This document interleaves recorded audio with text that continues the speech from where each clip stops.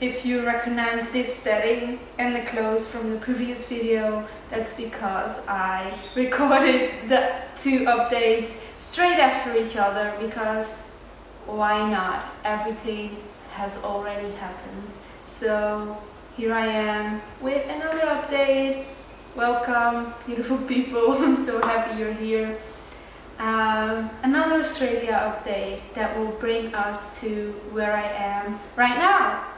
So after those 6 days in Bali, I flew back to Perth. I was staying with that friend for a couple of nights, and then I went to a different suburb in Perth, in Fremantle, to stay with Ricky from England. It's a different Ricky than the one I went to Bali with. He was house sitting, he was looking after 2 cats, there was an extra room, and I was more than welcome.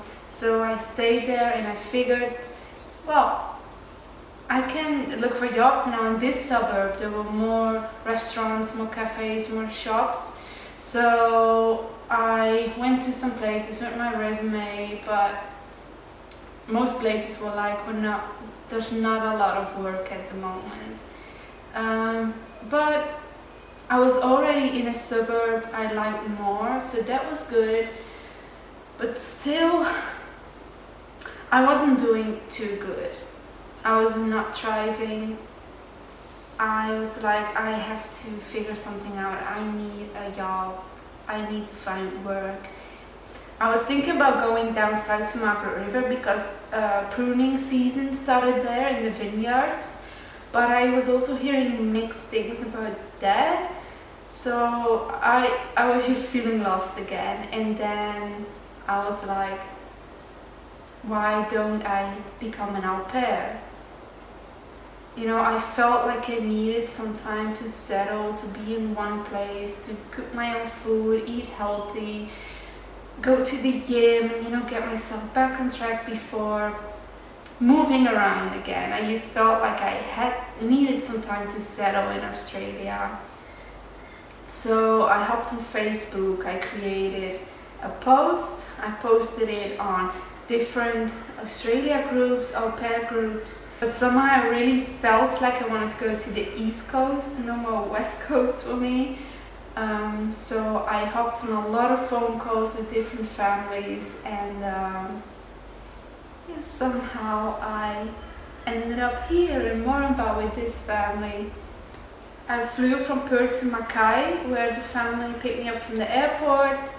We almost immediately went camping in Cape Hillsborough, which was amazing. I finally got a taste of what Australia is like, the nature. I saw turtles, I saw some wildlife. It made me feel alive. And I did record some things in Cape Hillsborough, so here's a video about that.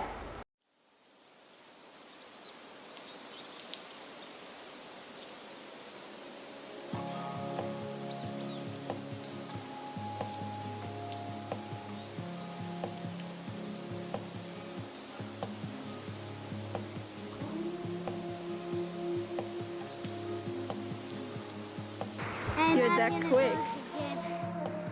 Okay, show me how quick you can run. Okay. 1, 2, 3, go!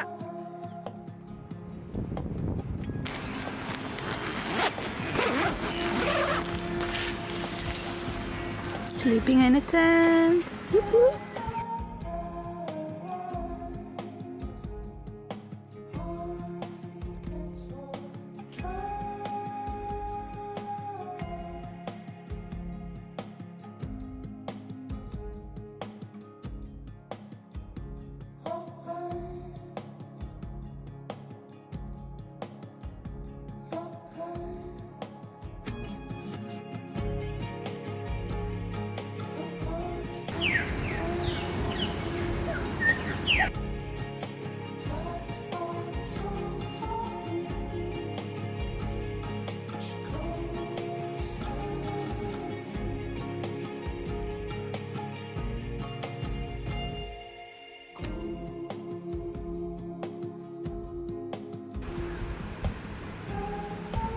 Wow, this walk by myself is so good for my soul. I just found a beautiful spot to sit down, meditate and raise my vibration, my nature's energy, and I had to let go of some tears because I'm so grateful to be here now and finally experience Australia. We had to finally be here and get out of the city, and instead of giving up, I just made a decision to stay with a family, and it's all good. I'm loving even just sleeping in a tent and reading my book. That's all I need, honestly. But then this beautiful piece of nature, and I just saw a turtle. The ocean here is extremely blue. This is called the Turtle Lookout Point, and I just saw a turtle somewhere swimming over there. And the camera doesn't do it justice, but look how blue this is.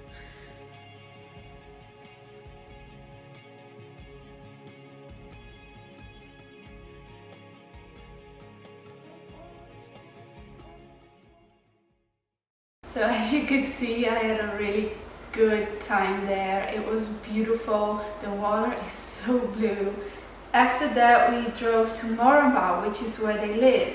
It's about 2.5 hours from Mackay. It's very secluded. It's in central Queensland. It's a small mining town.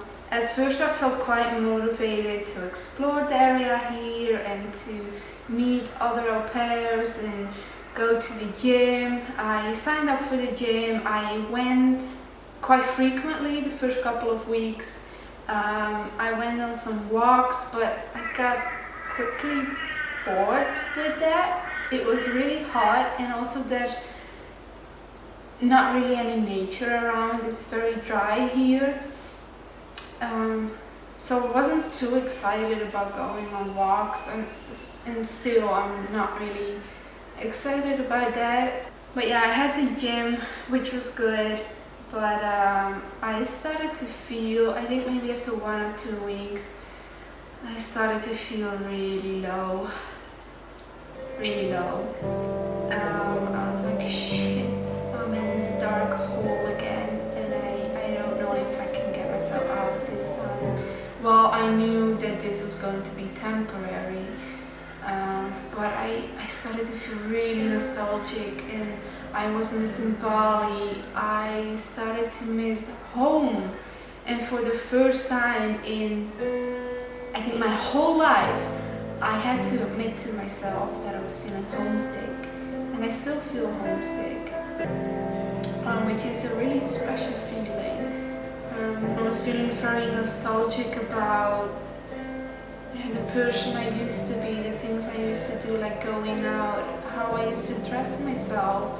Also I was thinking about my relationship, about my ex, and all those things arise when I'm in a place where I don't feel my best, because anything that has been in the past just looks better to me, feels better to me than my present.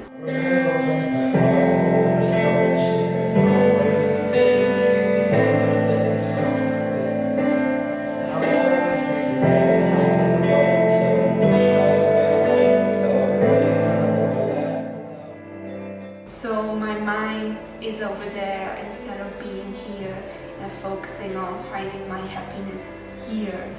I wasn't really active in trying to get out of this low state. I was really just going with it, watching a lot of Netflix,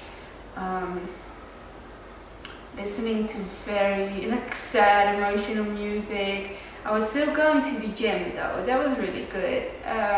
So I had some days where I felt way better, and those days started to be more frequent, and I got out of that low state.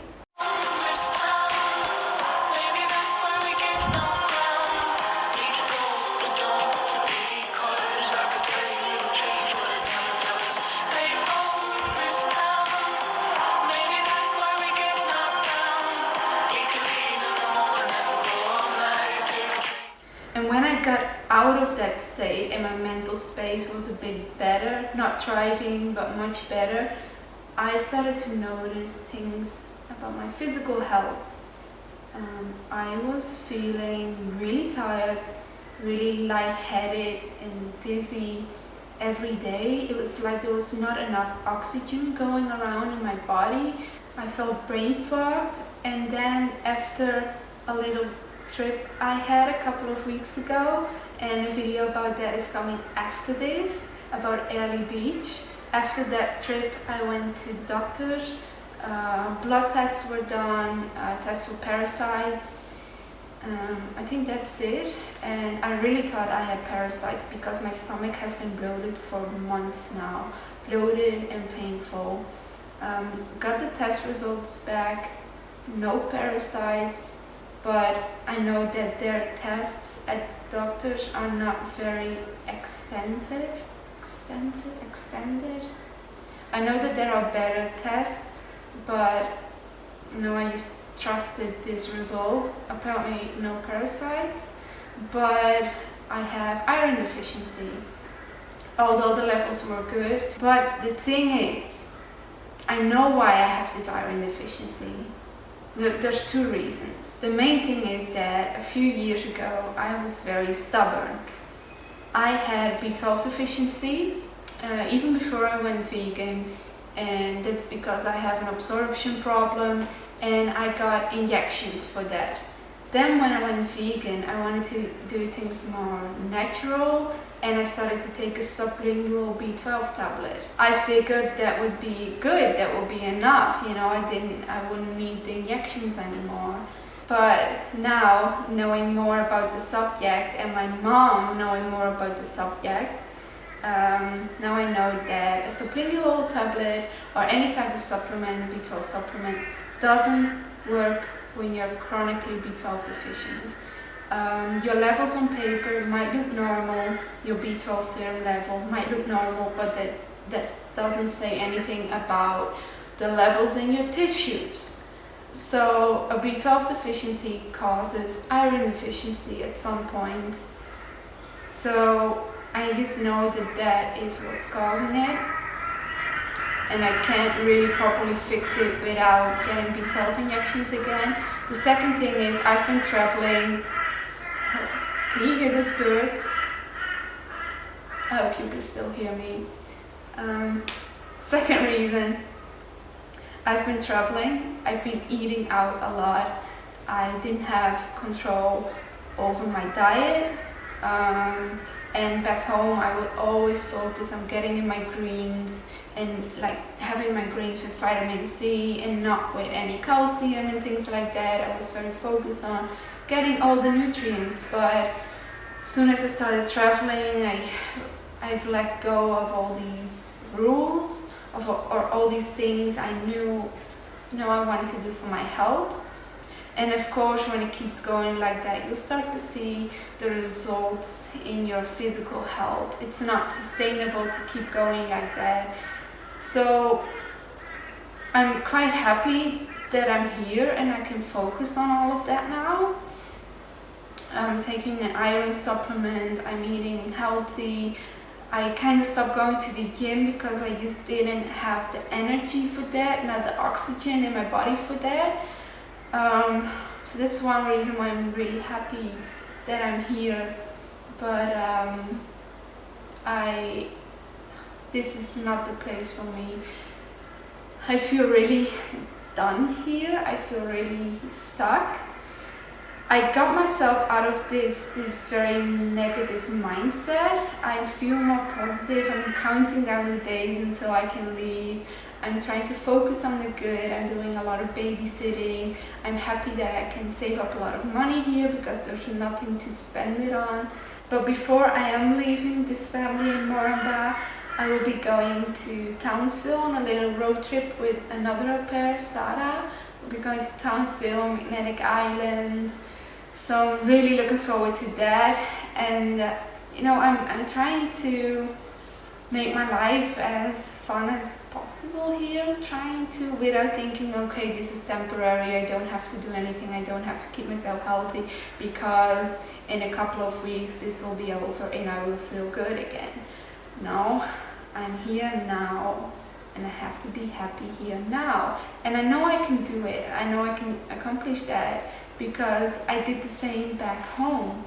I left home with a really positive, happy mindset. I found my happiness there, and I was like, okay, now I can leave because I know I can be happy anywhere. It's inside of me. It's not in anything external. It's inside of us. We can feel blissed and happy and grateful anywhere in the world.